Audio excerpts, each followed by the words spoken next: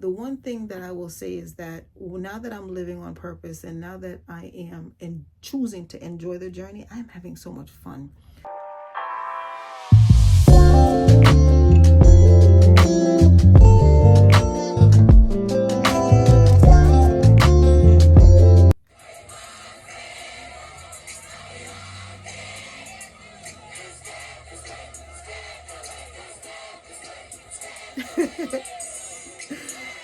It's the end of the work week, and actually towards the end, it's not. I'm not quite time yet to sign off, so I'm sitting here like working to finish up the day.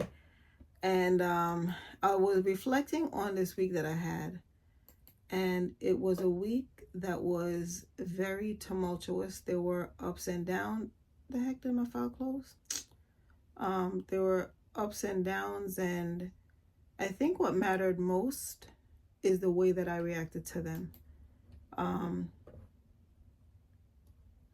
There were situations that caused me, like, if I were not as strong as I was, I probably would have just broke down crying.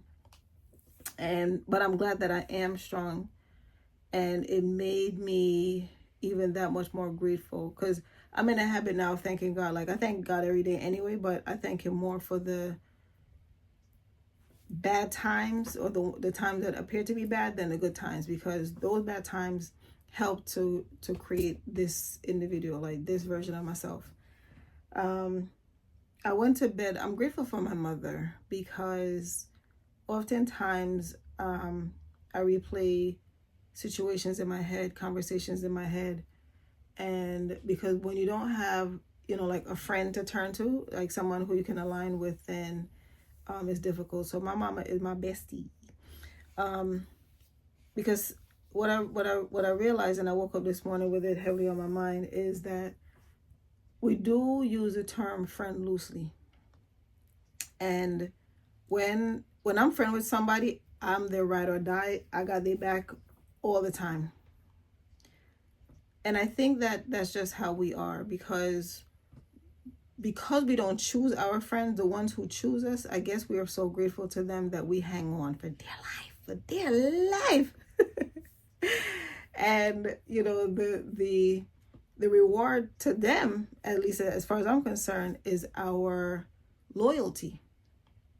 Sometimes they do some things that we probably shouldn't overlook, but we do. And because we just consider, well, they're my homie, until they're not. Because I don't know about you, but I can walk away from a person in a heartbeat, like without even thinking about it. I have, and I will. But I'm thinking about how I've been blessed to find certain communities where I've connected with some people who I believe are like-minded people. At least that's what I tell myself. Because sometimes we tell ourselves what we want to hear. Like, we give ourselves excuses and permission to align ourselves with certain people who may not even be good for us. But in the moment, it just seems to be that way. The one thing that I can say about the climate of the world right now, at least America, is that we're starting to see people for who they truly are. And I'm not mad at it. I don't even know which camera I'm looking at. I'm looking at the center of the screen. I think I should be looking over here, but it doesn't matter. I'm talking to you.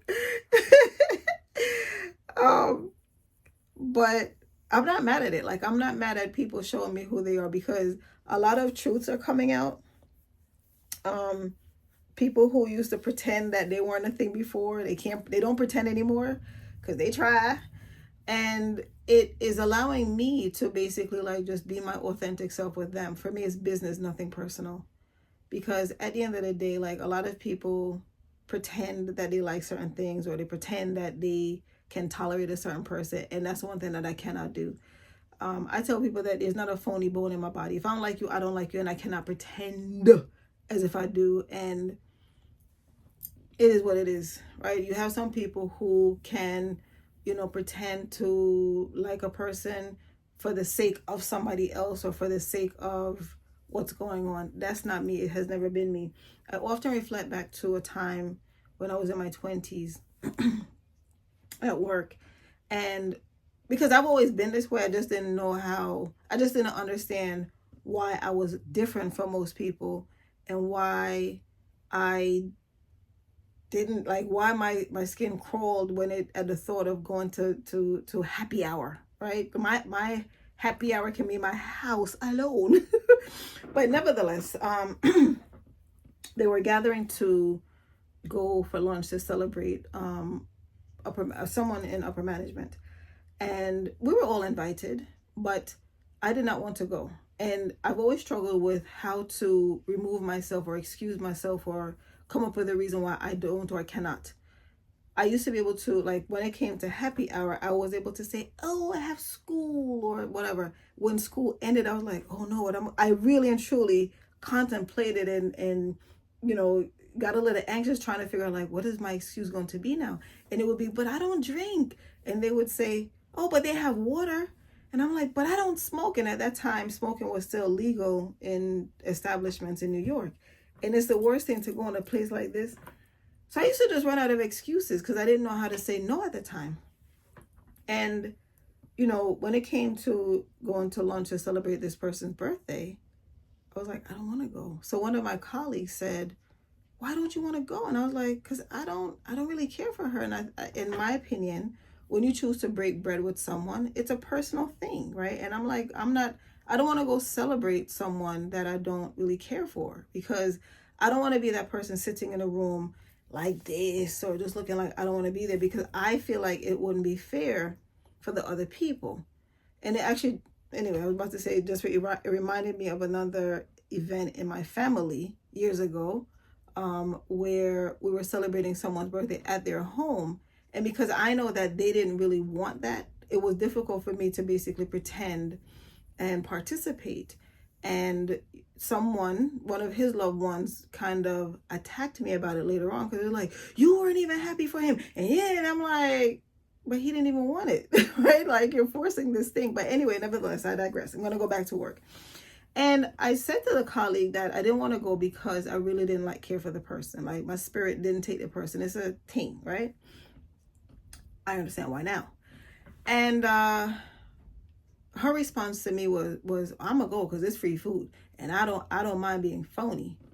In that moment, I didn't even know how to react. And after that, I didn't know how to react to this person, because I was like, yo, like, it's the first time that I heard someone say that, and I really didn't know how to receive it, because you're basically telling me that you're a phony. Like, you can be fake at the drop of a dime, and it's not something that I can't relate. The message don't compute because it's just wrong.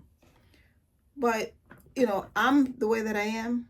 The next person is the way that they are, and it, like, I've learned to basically, like, meet people where they are and just accept people for who they are. What that did, though, was it taught me not that I was ever a person to share my personal with anybody anyway, but I was just that much more aware of people, right? Because that was the first time that I heard somebody say that. And with me always being, I used to say, and I still say, that sometimes I can be very naive and very gullible. And I chose not to go. Like, everybody else went, and it was fine, because I've always been a person who was okay in my own company by myself and not following the crowd. I'm more comfortable now, right? Because at that time, I would just take my lunch and go and sit in my cubicle and eat, right? I would either work through lunch or something, because I was always busy. And I think that busyness is by choice. Like, we choose to be busy just for me, it was to have an excuse to not be over there. But anyway, that was the first time when I heard somebody say that. And after that, I became more aware of people and how fake they can be. I'm sure that you have seen a person say hi to someone, and an expert, genuine hello, good morning, or whatever. And the person that they're speaking to would say, hey!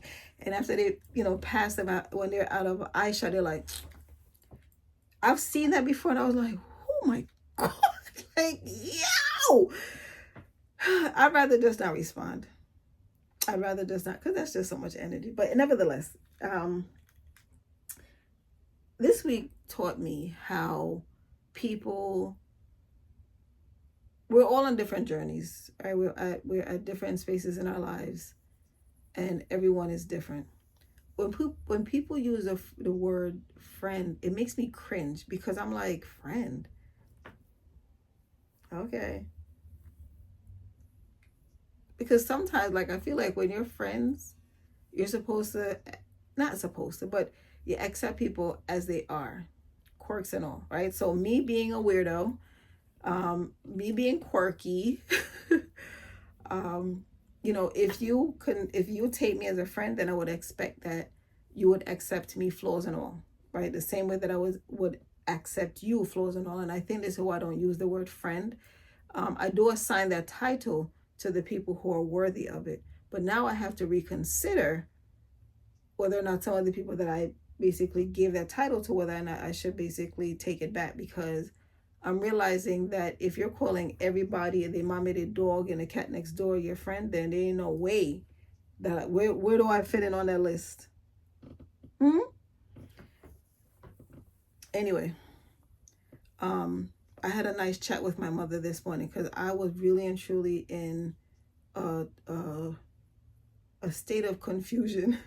A state of confusion, because every time I walk along and I'm like, okay, this person is cool, mommy's always there shaking her head, because she's home. Sometimes she listens to not that she eavesdrops, but she can hear she'll hear my side of the conversation. And I guess sometimes when I say certain things, like, I'm always trying to defend someone. Like, if there's something that's wrong and I'm telling mommy, and I mean, but I know that that's not the case, or I know that what they meant was, or whatever have you.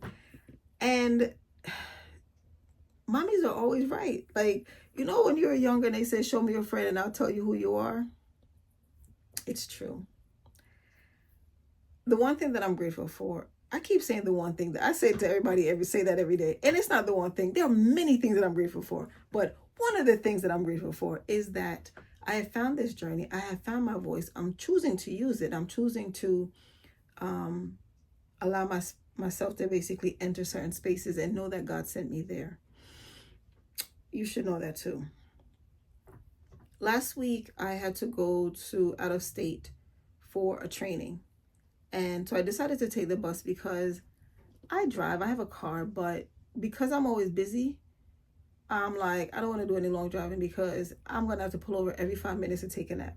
Furthermore, when I'm not driving, I'm able to basically explore certain things, take notes, or take a nap. And there was I want to say about last year this time, or even later in the year, if I were to go someplace alone, I have, and I wasn't fully comfortable. Like, there were times in the past that I was very uncomfortable going someplace by myself, and I had to figure out, like, books to bring and all sorts of stuff to occupy my time. And this time around, I brought, my notebook, and I did write in it, and I had my phone. But this time it was different. This time was truly different. Like, I was more comfortable. I felt, even on the bus, everywhere, I felt like I belonged there. And before I got on the bus to come back home, I decided to go get something to eat. The former me would have gone into the restaurant or so have you and taken the food to go, and I would consume it either on the bus or in wherever I'm waiting for the bus, away from people.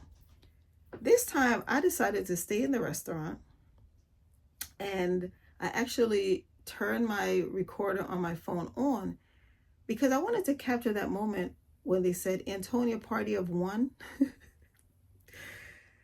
I don't know why, like, it made me proud in a way, because I feel like in the past I probably would have felt a little bit embarrassed, or a little bit, I don't know,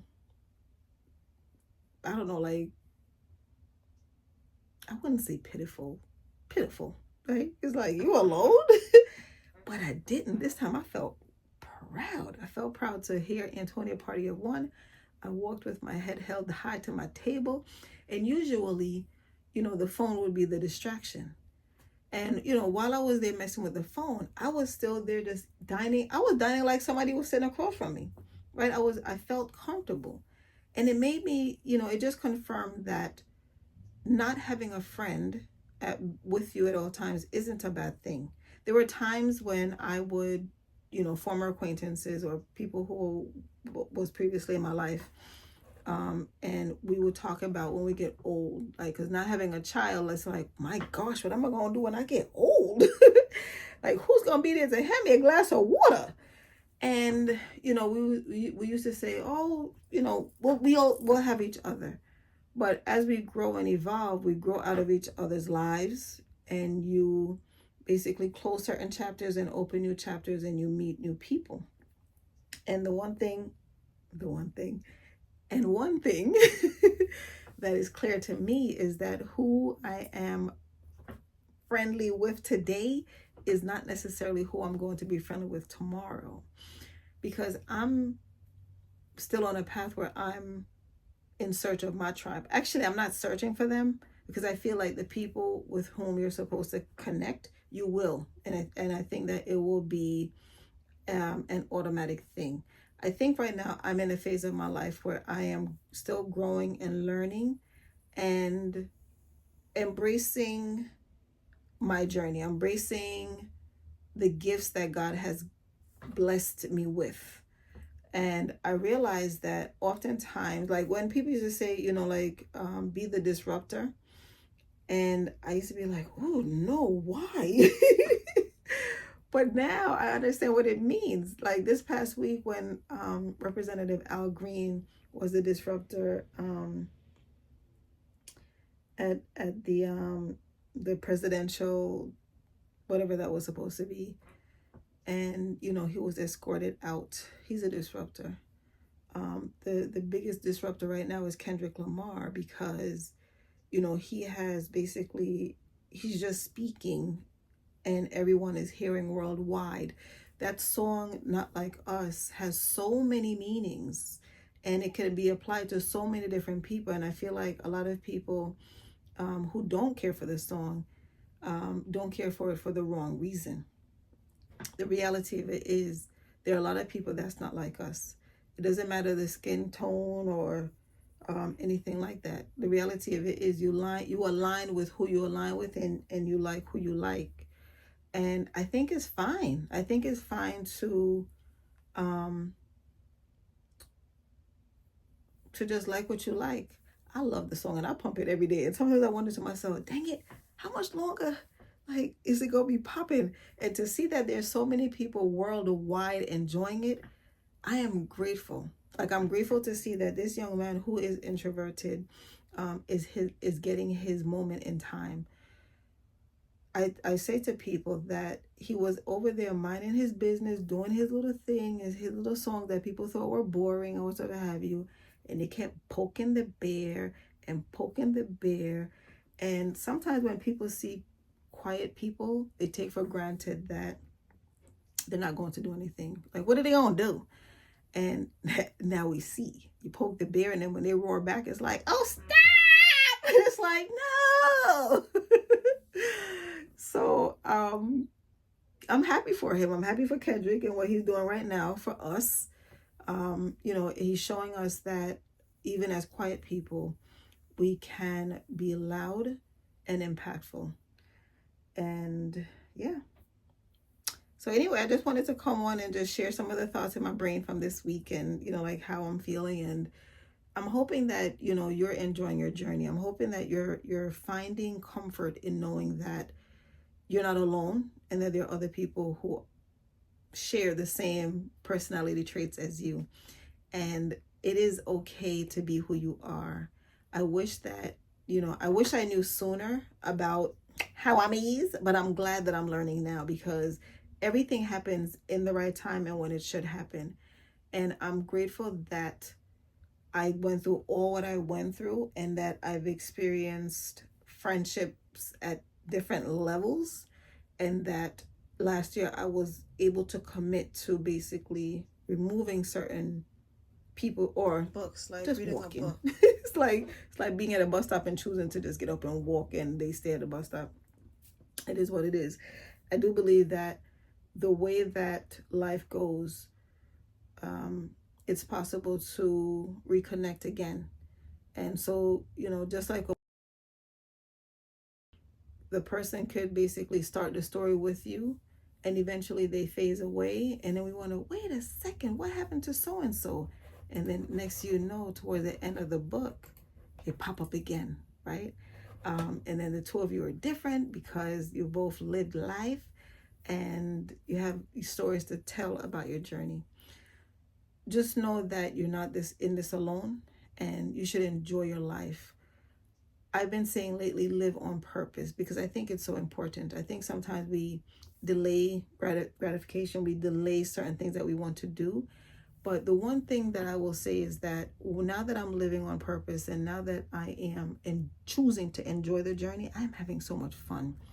I'm experiencing life at a different and higher level. And my wish for you is that you also step outside your comfort zone and trust that you will be okay. It is uncomfortable sometimes, but just know that there's always tomorrow. And the reality of it is you can make adjustments. You can be whoever and whatever you want to be in life. We can be hermits when we want to be hermits, and we can be loud and proud. Not loud, but but loud and proud. Consider Kendrick Lamar. Consider Oprah Winfrey. Consider Barack Obama. Consider Elon Musk, even though right now, ooh, child. These are all introverts who have made quite an impact around the world. So just know that you will be okay. Thank you for listening to this message today. I do appreciate you. Whether or not, if you're new, please subscribe. And if you're returning, hey, please also like and comment below. I want to start having dialogue. Comment below and let me know, what it's been like for you as it pertains to friends in your life. I will see you in the next one. Party at 1.